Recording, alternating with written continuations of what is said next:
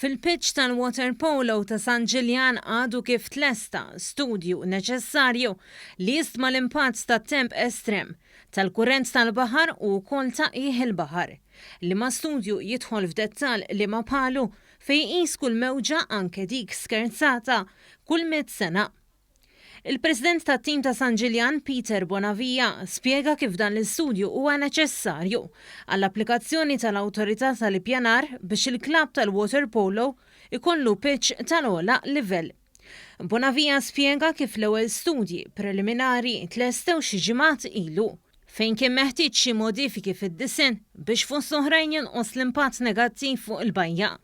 Ġala darba jitlesta dan il-proġett se jkun qed jipproteġi minn mewġ għoli id-daħla ewlenija tal-bajja tal-Balluta u jevita l-erożjoni tal-bajja bir-ramel matul ix-xitwa. Dan apparti li ser ikollu impatt ġenerali pożittiv fuq l-ambjent kollu. Waqt żjara fil-klabb ta' San Ġiljan, is-Segretarju Parlamentari għall-Isport Clifton Grima tenna kif dan il-proġett se jkun ta' livell internazzjonali fejn jista' jintlab lob tal-water polo kif ukoll taħriġ tal-hawn.